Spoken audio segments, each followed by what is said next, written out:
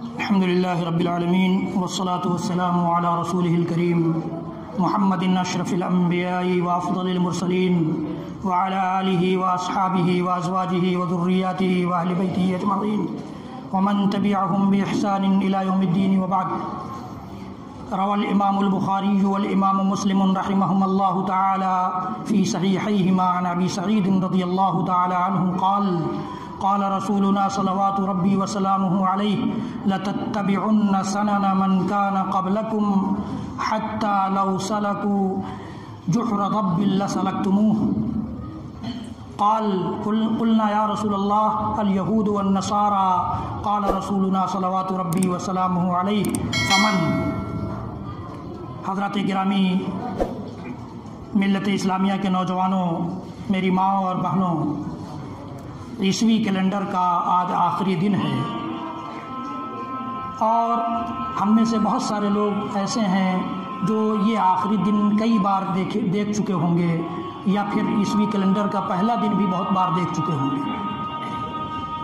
یہ دن، یہ رات، یا بدلنا، یا سال کا بدلنا، مہینوں کا بدلنا، یہ اللہ تعالیٰ کی وحدانیت کی دلیل ہے.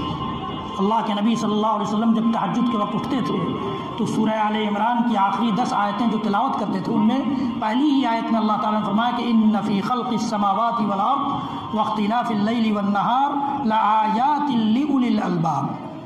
زمین و آسمان کی پیدائش ہو، چاہے رات اور دن کا بدلنا، ان میں اہل عقل کے لیے، عقل والوں کے لیے نشانیاں ہیں. تو ہم اور آپ نشانیاں تلاش کریں ایسے مواقع سے. یہ نہیں کہ ایک رپورٹ کے مطابق گوپال گنج میں 25 دسمبر سے پہلے یعنی 24 دسمبر کو 50% سے زیادہ کیک خریدنے والے مسلمان تھے. آپ کا تہوار تھا. سوچیے، سوچنے کی بات ہے. ایک رپورٹ یہ ہے کہ تقریباً 75% شراب پینے والے ہمارے نوجوان یہاں حاضر ہیں. میں نہیں کہتا کہ یہ سب بھی وہی ہیں، لیکن 75% شراب پینے والی عمر جو ہے گوپال گنج میں 18 سے 25 سال کے مسلم نوجوانوں کی ہے. آپ تصور کیجئے کہ ہم کہاں ہیں، کس دین اور کس شخصیت کی بات کرتے ہیں، کس نبی سے اپنا رشتہ جوڑتے ہیں. عیسوی کیلنڈر کی شروعات ہو رہی ہو یا ختم ہو رہا ہو، چاہے ہجری کیلنڈر شروع ہو رہا ہو یا ختم ہو رہا ہو، میں آپ کو یہ نہیں منع کرتا کہ آپ گھر میں اپنے پلاؤ، گوشت، بریانی نہ کھائیں، نہیں منع کرتا. اس سے منع کرنے کی مجھے ضرورت بھی نہیں ہے، اور یہ کھانا یہ گناہ بھی نہیں ہے.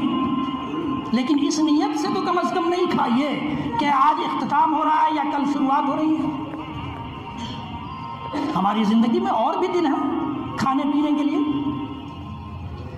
آج کی تاریخ میں پچھلے 1 جنوری کو 1,20,00,000 کی شراب صرف ایک شہر میں کاروبار ہوا شراب کا. آپ تصور کیجئے، ایسی چیزوں کے ساتھ ہم ساتھ رہیں. کیا خطرہ نہیں ہے اس بات کا کہ جس رات میں دنیا کے سارے گناہ انجام دیے جا رہے ہیں، اس رات میں اللہ کا عذاب نازل ہو جائے؟ ہم خطرے سے بھی دور ہو گئے ہیں. اللہ کے ڈر کا ڈر ہمیں تھوڑا سا بھی نہیں ہے. اللہ کے عذاب کا ڈر نہیں ہے. نبی اکرم صلی اللہ علیہ وسلم کے طور طریقوں کا ہمیں پتہ نہیں ہے. اللہ کے نبی صلی اللہ علیہ وسلم نے فرمایا تھا کہ ایک دور آئے گا کہ تم ضرور بضرور تم اپنے سے پہلے کی قوموں کی پیروی کرنے لگ جاؤ گے، انہی کے نقش قدم پر چل پڑو گے، انہی کے نقش قدم پر چل پڑو گے. یہاں تک کہ وہ گوہ ایک جانور ہوتا ہے، عربی میں اس کو ضب کہا جاتا ہے، جو یہ گرگٹ وغیرہ کی شکل کا ہوتا ہے، وہ سرنگ بناتا ہے، بل بناتا ہے. تو کہا کہ اگر وہ لوگ وہاں داخل ہو رہے ہوں گے تم بھی داخل ہو جاؤ.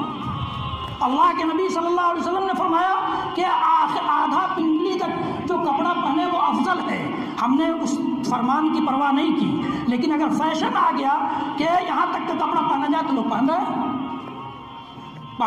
لَتَتَّبِعُنَّ سَنَنَ مَنْ كَانَ قَبْلَكُمْ. پوچھا صحابہ کرام نے کہ اللہ کے رسول وہ کون لوگ ہیں؟ یہود و نصارہ. تو اللہ کے نبی صلی اللہ علیہ وسلم نے فرمایا کہ ہاں یہود و نصارہ ہیں.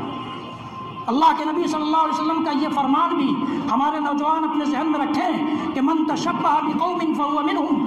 جو جس قوم کی مشابہت اختیار کرے گا، جو جس قوم کے نقش قدم پر چلے گا، جو جس قوم کے طور طریقوں کو اختیار کرے گا، اس کا شمار اسی قوم میں سے ہوگا. کلمہ پڑھ لینا کافی نہیں ہے میرے دوستوں. کلمہ پڑھ لینا کا کلمہ تو آپ کے اسی ہندوستان کے بہت سارے غیر مسلم کو آپ پڑھا دیجیے، پڑھ لیں گے، کیا فرق پڑتا ہے؟ جب تک اس کی روح ہماری زندگی میں نہ اتر آئے، جب تک اس کا مفہوم اور اس کے تقاضوں کو ہم پورا نہ کرنے لگ جائیں، تب تک کلمہ پڑھ لینا کیا معنی رکھتا ہے؟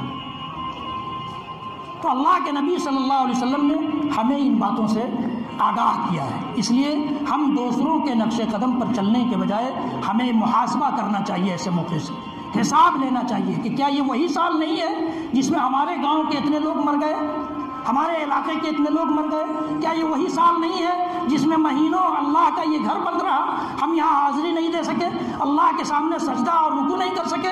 کیا یہ وہی سال نہیں ہے جس میں ہمارے آباء و اجداد اور ہمارے رشتہ دار اس دنیا کو چھوڑ کر چلے گئے؟ کیا ہماری باری آج نہیں آ سکتی ہے، کل نہیں آ سکتی ہے؟ یہ سوچنے کا وقت ہے.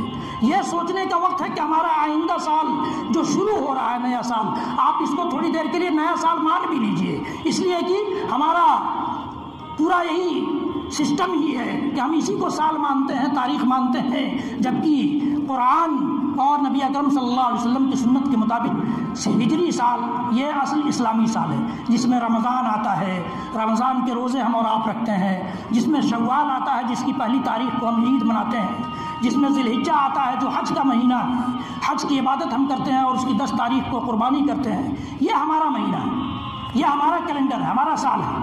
لیکن اگر اس کو بھی مان لیتے ہیں ہم، وہاں بھی اس کے بھی پہلے سال میں یہ نہیں کہ آپ پکنک منائیں اور جترا بنانے جائیں، نہیں، اس میں بھی یہی محاسبہ کرنا ہے، یہی حساب لینا ہے کہ ہمارا پچھلا سال جو گزرا ہے اس میں ہم نے اللہ کی اور اللہ کے رسول کی کس قدر نافرمانی کی ہے، اور آئندہ سال ہم کیا اسی طرح نافرمانیوں کے ساتھ گزار دیں گے؟ جبکہ ہماری زندگی کی جو عمارت ہے 60-70 اینٹوں پر جو قائم ہے، اس میں سے ایک اینٹ کھڑک گئی، ایک اینٹ کھڑک گئی. اب دوسری اینٹ کھڑکنا کل سے شروع ہو جائے. تو یہ پلاننگ کرنا ہے کہ کیا آئندہ سال میں ہم اسی طرح گزار دیں گے؟ آئندہ سال میں ہم کس طرح فتنوں سے، آزمائشوں سے، اللہ کی نافرمانیوں سے اپنے آپ کو بچا سکیں گے؟ میں نے وہ حدیث نوجوانوں ہمیشہ آپ کو سنائی ہے جس میں اللہ کے نبی صلی اللہ علیہ وسلم فرماتے ہیں کہ کل قیامت میں 7 قسم کے لوگوں کو اللہ کے عرش کا سایہ نصیب ہوگا، جس سائے میں جہاں کوئی سایہ نہیں ہوگا. ان 7 قسم کے لوگوں میں، 7 قسم کے گروہوں میں سے ایک گروہ وہ بھی ہوگا جو نوجوانوں کا ہوگا، ان نوجوانوں کا جن کی نشو و نما اللہ کی عبادت میں ہوئی، اللہ کی عبادت میں ہوئی. اور اللہ کی عبادت سے یا اللہ کے دین سے اپنے آپ کو جوڑ لینے کا مطلب ہرگز آپ یہ نہ سمجھیے گا کہ بالکل دنیا سے کاٹ کر اپنے آپ کو مسجد میں لے جا کر بند کر لو. نہیں، میں نے اس سے پہلے آپ کو بتایا ہے کہ یہ دین ہمیں یہ نہیں سکھلاتا. یہ دین ہمیں دنیا میں رہتے ہوئے، دنیا کے مسائل کو حل کرتے ہوئے، دنیا کی قیادتوں کو تسلیم کرتے ہوئے، دنیا کے سارے الجھنوں کو ڈیل کرتے ہوئے اور اپنے رب کو یاد کرنے کی ترغیب دیتا ہے کہ کسی بھی پوائنٹ پر، کسی بھی نقطے پر، کسی بھی موڑ پر، کسی بھی گلی میں، کسی بھی سڑک پر، کسی بھی بازار میں، کسی بھی دکان میں، کسی بھی آفس میں ہم اپنے رب کو نہ بھولیں. ہمارا رب ہم سے آگاہ ہے، ہماری ہر حرکت سے آگاہ ہے، ہمیں دیکھ رہا ہے. آپ ہر سال سنتے ہیں 1 جنوری کو اتنے حادثے ہو گئے، اتنے نوجوان مر گئے، اتنے نوجوان روڈ کے ایکسیڈنٹ میں ختم ہو گئے. یہ ان چیزوں سے، ایسے فتنوں سے بھی ہم اپنے آپ کو محفوظ کر پائیں گے اگر اپنے نبی کے راستے پر چلیں گے، اپنے نبی کے اس فرمان سے اپنے آپ کو کنٹرول کر لیں گے. یہ دنیا کی رنگینیاں چند روزہ ہے. آپ بھی دیکھتے ہیں کہ آپ نوجوان کے بعد جب اپنی ذمہ داریوں کی طرف آتے ہیں تو آپ خود اس بات کو محسوس کرتے ہیں کہ ہم نے بہت دنوں تک اپنی زندگی یوں ہی برباد کر دی. تو وہ نوبت نہ آئے. ہمیں اور آپ کو کوشش کرنا ہے کہ ہم ان چیزوں سے، اس قسم کی مجلسوں سے، اس قسم کے خرچ سے، اس قسم کی فضول خرچیوں سے اپنے آپ کو محفوظ رکھیں، بچائیں. رب العالمین ہم سب کو کہنے سننے سے زیادہ عمل کی توفیق دے.